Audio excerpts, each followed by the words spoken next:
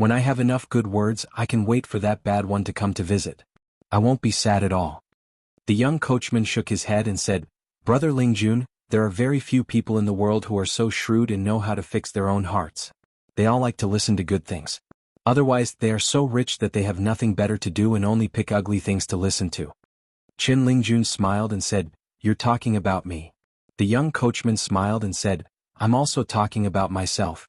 Let's encourage each other. In any case, we know the rules. Whether we can do it or not, we'll talk about it after drinking. Why are you in a daze? Are you afraid that I'll drink until you're poor? I'll pick one first, you follow?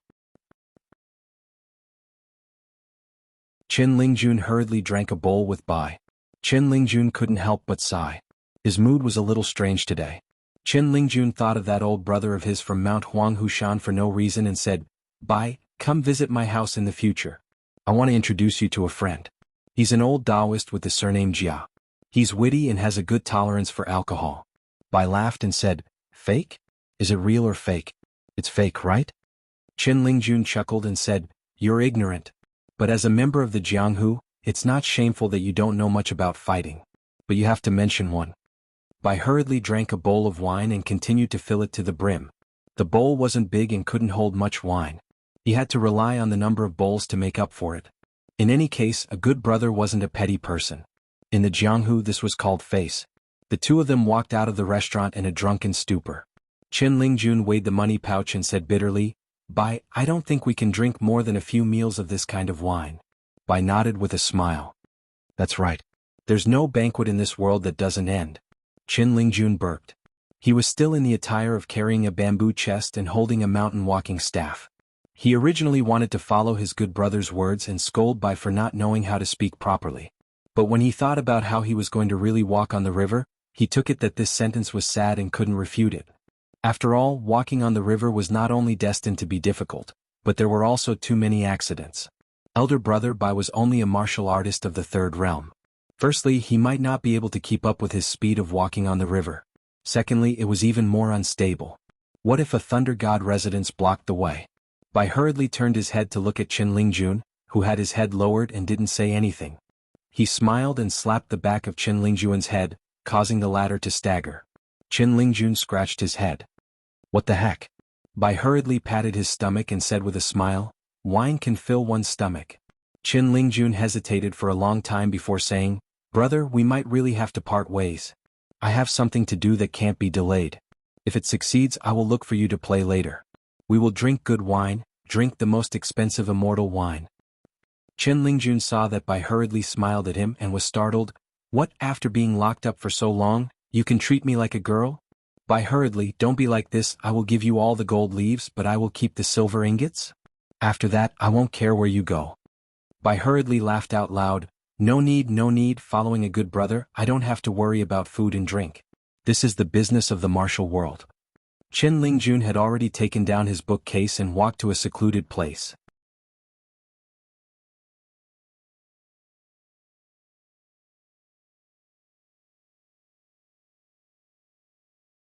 Fortunately, both sides did not dare to steal the sea's water for the time being, and were more inclined to be close to the true dragon, whose body was snow white and only had golden eyes. Song Mu's expression was calm, but his one hand holding the railing turned into 5 fingers like a hook. Song Mu suddenly retracted his hand without turning his head, he just gently raised his hand. The Dali army cultivators immediately let the two go, allowing the latter to go to the vassal king's side. They were 2 old acquaintances, young city lord Fu Nanhua and Yunxia Mountain's Kai Qinqian.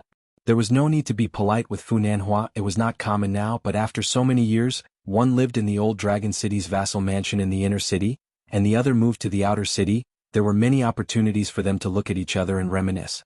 Therefore, Song Mu turned around, only smiled and nodded to Fu Nanhua, then looked at the Yunxia Mountain's immortal, clasped his fist and said, Congratulations to Jin Jian for ascending to Yuanying. Kai Qinqian was a little embarrassed, he smiled and said, It's just a joke, Fu Nanhua just made fun of me, you're not the only one. After Song Mu laughed, he said, I'm not young city lord Fu. Kai Qinqian sighed, he stood beside Song Mu and looked at the battlefield from afar.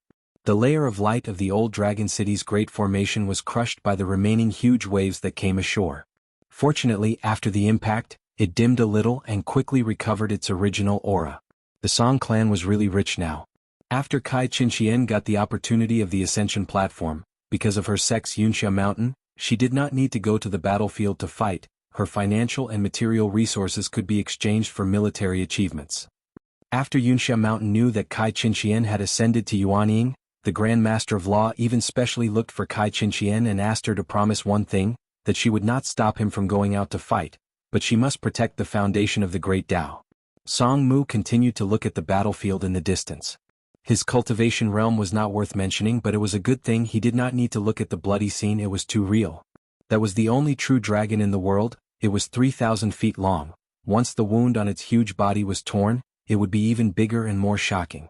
Kai Qinxian glanced at the king of vassal state, who was not too young, and sighed in his heart. Finally, he was no longer the young man who could not hide his noble aura in the mud bottle alley. In the center of the Aquarius continent, at the imitation Baek Okekyung building, the 12 flying swords were released together for the first time. They disappeared into thin air above Pidu and Great Blasphemy, and appeared in the sea outside the old dragon city. The flying swords nailed Fei Fei's true body from head to toe. The true dragon, whose white bones were exposed and its body was covered in golden blood, was able to withdraw from the battlefield, but even with the help of the 12 flying swords, the true dragon still could not successfully leave the battlefield.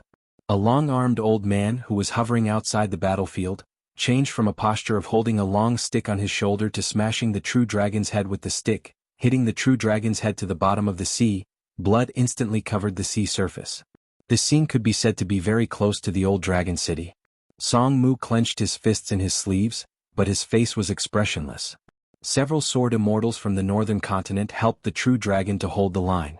Seeing that the chances of killing the true dragon were slim, the great demon Yuan Shou chuckled. He tapped the tip of his foot and left the long sword under his feet. Suddenly he transformed into his gigantic true form and stomped to death a dozen cultivators who dared to kill his own men on the shore. Then he smashed his staff onto the old dragon city's mountain landscape Grand Formation. With just one strike, the Grand Formation lost its luster. The great city protecting Grand Formation, which was created by countless fine and majestic spiritual energy, shattered on the spot. Under the illumination of the sunlight, it was as if a gorgeous rain had fallen on Old Dragon City.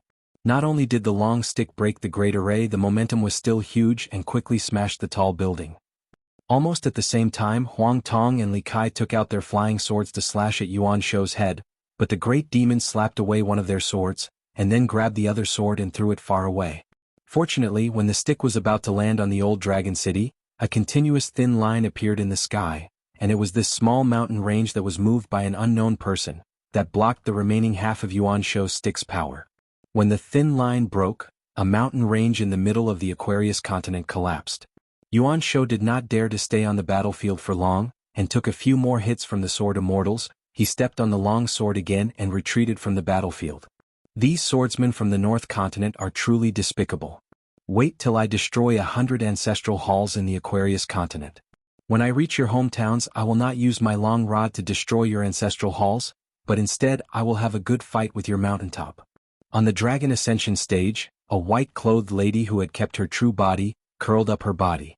A yellow-clothed boy stood by the stairs, trembling in fear. He did not dare to go up the stage and even more so, did not dare to go near his miserable master. GQ's cheek was pressed against the ground as she stared at the trash. She squeezed out 3 words from between her teeth: "Get lost." The boy in yellow, who had followed GQ to successfully escape from Chi Feng's fire, the 4-legged snake from Mud Bottle Alley, hurriedly ran down the stairs and squatted at the foot of the dragon platform. He covered his head with his hands and shivered. Just now, when they looked at each other, he realized that his master seemed to be on the verge of eating to heal himself. Imperial concubine Fei had also returned to her human form, but there were 12 holes in her body. Those were not ordinary sword immortal flying swords, so it was inevitable that her great Tao foundation would be damaged. Especially the sword that pierced through the back of her head, it was the most ruthless. But compared to the little dragon, Imperial concubine Fei's miserable end was still much better. As for the 12 Baek Okekyung building flying swords, she didn't return all of them to Cui Dong. She broke one of them and kept the other one, intending to give it to her young master as a gift. The battlefield returned to the 2 armies. King Song Mu ordered, Dozens of Dali men of sacrifice quietly moved, like a net, towards the 3 gates that were broken through by the wasteland. Since it was the gates torn open by the demon race army, it was also the path that Old Dragon City intentionally gave up. Otherwise, the wasteland would really attach to Old Dragon City and flock to the north. Song Mu and all those who were qualified to participate in the meeting never thought that Old Dragon City could be defended. But when Old Dragon City couldn't be defended, it would be a complete ruin, and enough of the demon race army would die, especially the demon race cultivators. As for the Aquarius continent's cultivators, how could there be no casualties in this world's war? Just like those men of sacrifice who rushed to the battlefield, other than the cultivators who followed the Dali border army, there were more cultivators who were prisoners in the Ministry of Justice's death row prison. Every one of them was a talisman, and the death of every one of them would be equivalent to the suicide of a Jindan Earth immortal. Kai Qinxian asked, "Aren't you worried that some of the men of sacrifice are afraid of death and run away, or simply surrender to the demon race?" Song Mu said, "There are definitely some and there will be many. But don't worry. If they are afraid of death, the demon race wouldn't dare to accept them. The men of sacrifice who came from the Dali dynasty army would first surrender and then die. It wasn't just one person but one after the other, a total of 12 people. They would force the demon race army to not accept them. Furthermore, the battlefield was so chaotic, who would have the mood to identify them one by one?"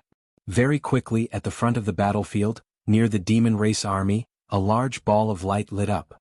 Fu Nanhua leaned on the railing, and turned to look at Song Mu, who was squinting his eyes to observe the situation of the battlefield. The latter raised his hand as though he had some thoughts. He called over a secretary and spoke telepathically, and the latter directly rode the wind to the meeting hall. Fu Nanhua retracted his gaze and was somewhat envious. The identity of the vassal king, the qualifications of a formidable person. Other than the southern peak behind Old Dragon City, the 2 elite cavalry units of Dali were quietly waiting for Old Dragon City to be breached. There were also 2 battle lines in the southeast and southwest of Aquarius continent, where battles had begun. It was just that it was not as tragic as Old Dragon City's battle line, but this "not so" was only relative to the cultivators on the mountain. The number of deaths in the Dali border army and vassal army was rapidly increasing by the day. Of course, it was the Dali cavalry stationed at the front lines that died first, and more died.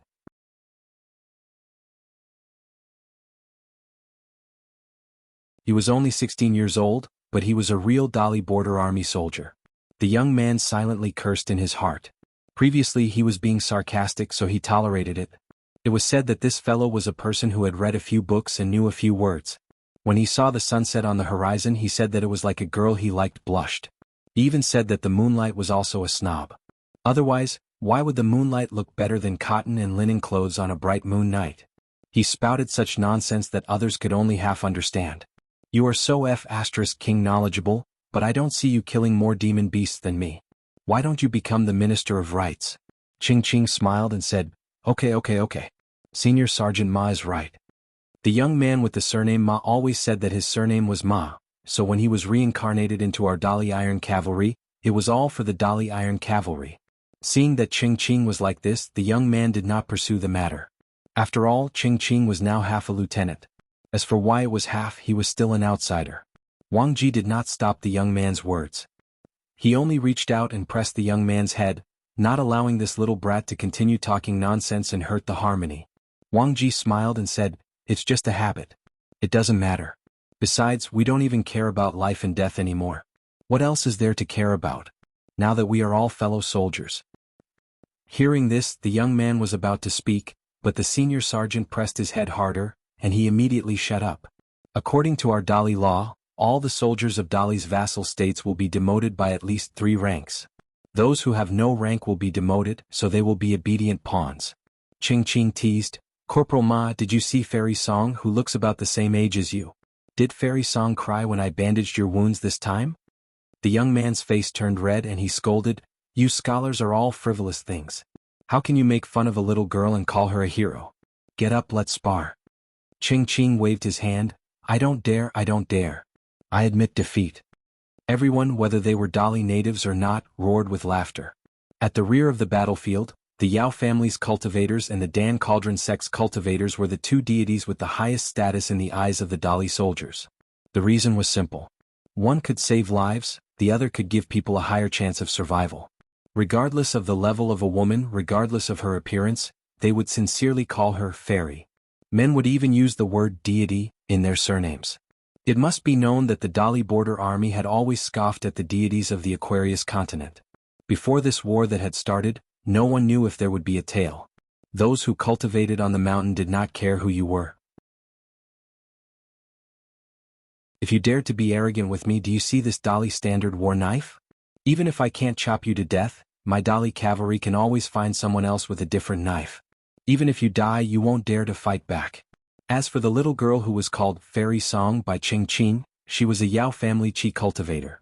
She was quite courageous and dared to come here with her elders. However, she liked to cry secretly. The young man did not want these bastards to laugh at the Fairy Song he knew. He immediately changed his attitude and asked, "Senior Sergeant Ma, I heard that you followed our general to the Ministry of War in the capital. How was it? Was the yamen imposing? Minister Ma, is it true that the legend is true? A sneeze is louder than thunder?" The Senior Sergeant Ma, who was serious in speech and manner, twitched the corner of his mouth and took it as a smile. "Back then I was the general's personal guard. That was why I had the chance to walk around the capital. Without official documents, I could not enter the Ministry of War's yamen. Sneaking in would be courting death. I could only obediently wait outside for the general. There were people coming and going in the yamen, so I plucked up my courage and touched the mane of the stone lion. However, before I could touch it to my heart's content, the general came out and said that he was done with his business and wanted to go somewhere else. He has a friend who is working in a yamen under the Ministry of War. He is not doing well. He is also a high-ranking official and wears the same official patch. How can he compare to drinking tea in the yamen and drinking horse piss on the battlefield?" Speaking of this, Senior Sergeant Wang Ji said, "Actually, among the general's friends, there are two who are doing well in the capital. I am familiar with them. In the past, they were beaten and scolded by the general's old barracks. However, the general is more concerned about his reputation and did not have the face to be looked down upon. Every time the general finishes his business in the capital, as long as he is not in a hurry to return to the border, he will make a trip to the capital. In the general's words, these old friends of his are not even as high-ranking officials. In fact, these old friends of his were not that old. It was not that they were not doing well but that they died early." Ching Ching sighed in his heart. The speaker did not mean it, but the listener took it seriously. This casual conversation actually made Ching Ching, who was a scholar, feel that it was very meaningful. Senior Sergeant Wang Ji did not know that Deputy Lieutenant Cheng was thinking too much. He only said slowly, "I followed him to the yamen under the Ministry of War's armory. In the end, the general's friend happened to be busy, so I could only sit with the general in the side hall. We drank tea the whole afternoon. There were not many tea leaves, but we had enough water pipes. The general was quite happy and said that the officials of the Ministry of War were poor, really poor, unlike those from the Ministry of Rights who only knew how to pretend to be poor." The general's voice was always loud, and these words were coincidentally heard by the servant outside. He quickly brought in a small jar of tea leaves and said with a smile, "It's different now. In the past, the Ministry of Revenue was so stingy that they had to give out tea leaves and tails. Now, they are generous and finally know how to calculate by the weight." Our general was waiting for these words, so he immediately stood up and cupped his fists, saying, "Thank you, thank you. Fortunately, old Lieutenant Liu, who I used to follow, has been promoted to Assistant Minister of the Ministry of Revenue." That old servant immediately laughed heartily, saying that the two of us can be considered half a family. We asked each other about their experiences in the border army. Great, we are really relatives. It turns out that when Assistant Minister Liu of the Ministry of Revenue was a lieutenant, our general was a scout senior sergeant. Who would have thought that when Assistant Minister Liu had just joined the army, the old man was already a corporal? The general wanted the old man to sit down and drink tea while he helped to guard the door. The old man smiled and said that he could not. These are two different things. Drinking as a punishment was delicious at the border, but now that he is working in the yamen, drinking as a punishment is not delicious. Hearing this, the young man asked, "Senior Sergeant, you didn't take the initiative to ask to be a guard at the door?" Wang Ji was stunned and shook his head. "At the time, I was too busy laughing and did not think about this." The young man clicked his tongue and said, "Senior Sergeant, you were really impatient when you were a soldier and killed thieves. I feel that 2 thumbs up for Senior Sergeant is not enough. But Senior Sergeant, you are really not cut out to be an official. If it were me, I would have run to the door to keep a lookout and at least let the old corporal and the general drink a pot of tea." Wang Ji reached out and pushed the young man's head, laughing. "The general said that I am not going to be an official, and I admit it. You are just a small corporal and you have the nerve to talk about senior sergeant?" Wang Ji originally wanted to stop the conversation, but he did not expect that his fellow soldiers all seemed to like listening to such old stories. In addition, the young man kept asking about the situation in the capital, so the man continued, "I did not enter the Ministry of War's Yamen, but the general took me to Delay Alley and Fanner Street. Those two streets in the capital were famous for being filled with generals." The young man's eyes were full of longing. How was it? Was it heavily guarded? When people walked on the streets, they did not dare to breathe loudly.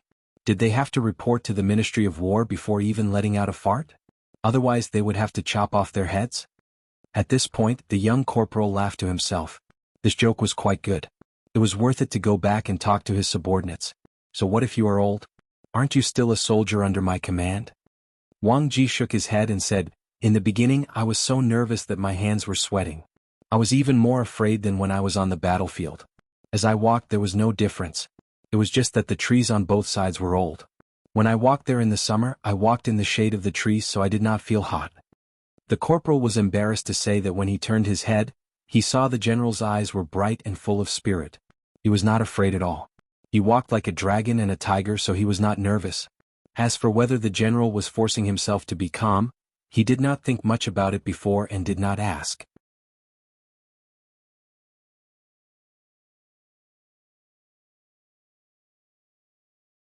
When one of the huge ancient deities walked through the human world, there was a rainbow-colored light behind him. The Jiazi tent announced to the Tongyi continent that all the local demons of the Tongyi continent, as long as they could find a military tent nearby, would be conferred the title of mountain and water deity according to their cultivation level. After returning to the old land, they destroyed the Confucian temples and only left the martial temple. When Lord Xing Wang and the mountain and water deity built their own ancestral temples, they gathered incense. There were also people who said that since they could pass the Great Wall of Sword Qi, there was no reason why they could not pass the small old dragon city. Zhou stood at the northernmost crossing of the Tongyi continent. He looked at Cui Dong, who was in the center of the Aquarius continent, and smiled. "Although we have disappointed Xiu Hu, we cannot disappoint him too much." Cui Dong turned his head and looked into the distance. He looked at the Fuyao continent and the Jinjia continent. Zhou nodded. "It is too late to plan." On the side of the Fuyao continent, there was a myriad of sword lights that headed towards all the remaining students of the various academies.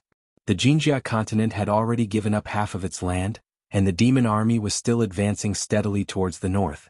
On a battlefield where the situation had already been decided, an Ascendant Realm Great Demon and Chao Si's group met on a narrow path. The Great Demon ordered the army to disperse. He held a red gourd and blew the Samadhi true fire. The surrounding hundreds of miles was scorched earth. But the white-robed man was still punching. On the battlefield, there was still a young woman who did not know whether she was dead or alive. She had already been played by an extremely rare 9th realm peak martial artist under the Great Demon's command. This battle gathered almost all of the remaining elite soldiers of the Jinjia continent, as well as many upper 5 realms and earth immortals. After fighting with the Great Demon army for a month, victory and defeat were possible. The Jinjia continent finally lost miserably, because of the betrayal of an old Ascendant Realm cultivator of the Jinjia continent. At the end of the Great Tao, he did not have long to live. The old cultivator wanted the old mountains and rivers of the human world to mourn with him for eternity. While the pure martial artists were fighting, an upper 5 realms demon cultivator came behind the female martial artist. He held a long spear in his hand. The two ends of the spear were as sharp as blades. He was about to chop off the woman's head. As for whether or not he would accidentally injure the 9th realm martial artist, he would think about it after obtaining a merit. Just as the young female martial artist leaned forward and tilted her head slightly, a short and thin old man suddenly appeared on the tip of the sharp spear in the hands of the unpolished Jade Realm demon cultivator. He stepped on the tip of the spear. White hair, purple clothes, barefoot. On the back of the old man's purple robe, there was a black and white yin-yang 8 trigrams pattern. A wine gourd hung from his waist. It was crystal clear and the scene inside could be clearly seen. The starry light seemed to gather the entire Milky Way in the wine gourd. The skinny old man had just rushed over from the central divine continent. He had a small grudge with the Ascendant Realm cultivator of the Jinjia continent, but he was a step too late. The upper 5 realms cultivator used unpolished mountain and river again, but the short old man followed him like a shadow. He even asked with a smile, "Do you recognize me?" The unpolished Jade Realm cultivator who retreated after the failed sneak attack actually abandoned his life iron spear this time. He instantly teleported hundreds of miles away. He did not expect that the spear would follow the old man to a new place. The old man smiled and said, "Not particular. Die." The unpolished Jade Realm demon cultivator's body, golden core, nascent soul, Yin spirit, and Yang spirit were all shattered on the spot. He didn't even notice what kind of spell or divine ability that old geezer had used before he died. The iron spear fell to the ground. The old man was still standing in the distance. He patted his head and said apologetically, "I forgot that you can't understand my hometown dialect. If I had known, I would have used the great language of the vast world." The old man glanced at the other two battlefields. It seemed that he did not need to participate. At the northern ferry of the Tongyi continent, Zhou stretched out a palm and signaled Cui Dong to respond. Xiao Chua, who seemed to be in a bad situation, was now wearing the robe that Zhou deliberately separated from the Tongyi and Fuyao continents. Then left and right only needed to use all his strength. Anyway, half of it would fall on Wensheng. But if he did not use his full strength, then he would have to try Xiao Chua's full strength. Other than that, he would give him a taste of his own medicine. "Xiao Hu, you let left and right cross the continents in an instant, then I, Zhou, am slightly more generous than you." On the battlefield of the Jinjia continent, the old man suddenly frowned. A figure rose to the sky and looked worriedly at the Fuyao continent in the south. This old man was called Yu Xian. Or it could be said that he was Talisman Yu Xian. Just like when the immortal poet was mentioned, it would be that person who was most proud. When the martial god was mentioned, it would be the woman of the great Duan dynasty, Pei Wan. When the dog was mentioned, it would be someone. Qin Chunan of the secondary sage lineage monopolized Chunru. Longhu Mountain's grand heavenly master monopolized thunder techniques. This old man monopolized the world's talisman. Good fellow, 6 beasts gathered in one continent? What about Bai?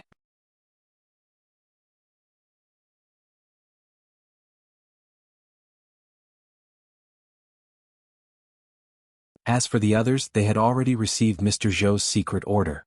She could not leave the battlefield of Old Dragon City, and she was not willing to join in the fun.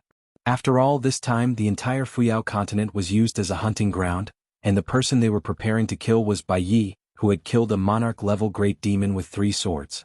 Although the situation had been reversed and they had all the advantages, Bai Yi was still Bai Yi. "You see," sighed softly, "Wooden Clog has already received Mr. Zhou's surname, Zhou Qinggao." Fei Fei smiled and comforted him. Even as Mr. Zhou's last disciple, he still can't compare to young master's status. You see, shook his head, it was always so difficult to talk to her. Fei Fei knew that her young master was more concerned about the direction of the battlefield, so she considerately used Divine Man Mountain River's view, allowing Yusi to clearly see the movements of the battle in Old Dragon City. On Old Dragon City's side, the cultivators had launched the first counterattack in the past 10 days, the momentum was huge, and there were actually more than 300 Qi cultivators, all of them rushed out of one of the 3 gates towards the sea. Yusi was stunned. Dali is very pragmatic, unlike vassal King Songmu's character. Logically speaking, he would not do such a thing. As long as the cultivators of Aquarius continent left Old Dragon City's mountain river's great formation, especially when they left the land and entered the sea, they would lose the protection of the other 2 great formations. Fei Fei smiled and explained, "It's that vast world's strange technique again. They are all paper dummies anyway, they don't have any killing power, they are just used to scare people." Yusi nodded, "That's the unique ability of my family's cultivators, after all, they can even use a brush to write out the various mountains and rivers of the human world, drawing hundreds of Qi cultivators. It's not strange to pass off as the real thing. I've heard Lu Bai mention it in the Jiaxin tent before. I'm very curious, I want to personally travel to Paper White Blessed Land one day. However, Old Dragon City's move is not only used to scare people, that Song Mu is really good at managing the household, no wonder Cui Dong dared to put him in Old Dragon City." Just as Yusi thought, the group of paper white cultivators that went out of the city to fight was used by Old Dragon City to deceive the monster cultivators of their techniques, as well as to lure some hidden offensive magic weapons. Even if it consumed some of the earth immortal cultivators of the monster race, it was still a good thing. Soon there would be Dali cultivators in charge of supervising and patrolling the battlefield, recording all the details in detail on the battlefield. Old Dragon City would not let go of any small gains. This kind of action, big and small, there were new tricks every day, both sides were like this. Zhou Mi never personally made arrangements, he gave orders to the various army tents on the battlefield. Cui Dong was the same, letting vassal King Song Mu be fully responsible for all matters of Old Dragon City. As for personally entering the battlefield, that was even more unnecessary. If they were not careful, they would really die. Zhou Mi and Cui Dong rarely made a move, it was a kind of great protection for the top forces of their respective camps. We are all in a life-and-death battle, why are you two not allowed to die? Those who dared to say such words would probably die. A female great demon who once shook out a painting of rivers and rivers on the battlefield of the Great Wall of Sword Chi sneered when she saw that the battlefield of Old Dragon City was in a foul mood again. She took out a painting of mountains, the peaks were like clusters of swords. The scroll flashed and disappeared. First, it broke the Old Dragon City defense formation. Although a small part of it was pierced by the flying swords of many sword immortals, and a part of it was destroyed by the spells of the other Chi refinement warriors, the remaining half of the scroll was still able to unfold above Old Dragon City. The scroll faced down and the mountains instantly fell together. They were like huge flying swords that smashed into the second formation that Old Dragon City used to protect the residents. Dali has a sword boat? Hundreds of peaks were like huge flying swords, like a torrential rain falling rapidly on the small round lotus. After Song Mu learned about this in the meeting hall, he just nodded and continued to focus on discussing the details of the battlefield with the generals and secretaries stationed in Dali. I am a vassal king of Dali, not a cultivator of the upper 5 realms. Protecting Old Dragon City, relying on the defensive formation of Old Dragon City, or according to some private agreement, with the help of the immortal, it has nothing to do with me, Song Mu. The reclusive Jinren who went by the alias of Chao Rong in the White Frost Dynasty sighed. When he saw the female great demon shake out the painting, he took out a treasure that he had kept for most of his life almost at the same time. Heartache, really heartache. It was a landscape, flowers and birds album, 1 for each of the 4 seasons and 4 for flowers and birds. They were all hand-drawn by him, he was quite proud of it. The incomparable rarity of the album was not in the paintings, but in the seal that was printed on each of the pages. The 3 sect masters of the Baek Okekyung building in Qingming Tian all left their seals, giving it to this Taoist Jinren who was not a native of the upper 5 realms of the Aquarius continent. The great sect master of the Baek Okekyung building, who took in a disciple on behalf of his master, had the seal Taoist scripture master. The second sect master, who was Chao Rong's second martial uncle, the truly invincible Taoist second brother, also took out a private seal that was not easily stamped. There is no second place in literature. The third sect master of the Baek Okekyung building, Lu Qin, who was also the master of the Jinren, had the seal stone until now. In De Xiandu Temple, the old temple master's son had the seal, peach blossoms again. These 4 landscape paintings were all obtained with the help of his master, Lu Qin. Otherwise, with Chao Rong's identity as Lu Chen's direct disciple and the fact that she had not been in the Baek Okekyung building in Qingming Tian for a long time, how could she have such a big reputation? The great sect master was still fine, he might have given it to her after asking. However, the arrogant second martial uncle and the old temple master's son, who was at odds with the Baek Okekyung building, could forget about it.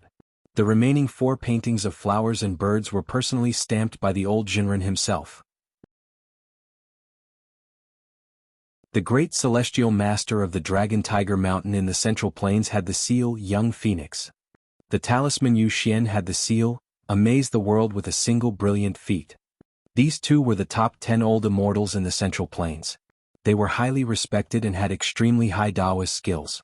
The seal of the Fire Dragon Jinren in the North Continent was given by the old immortal. As he did not have a seal with him, he carved one on the spot and had the seal Chirp Chirp Chirp incessantly. The last one had the seal of the embroidered tiger Cui Dong with the seal Supercilious Eyes. The Jinren Chao Rong tore the 4 paintings of mountains and rivers in one breath. She pinched one and threw it out, pasting it on the mountain and river formation of the mansion. Finally, the 4 seasons flowed and it was like a small world in the Taoist field.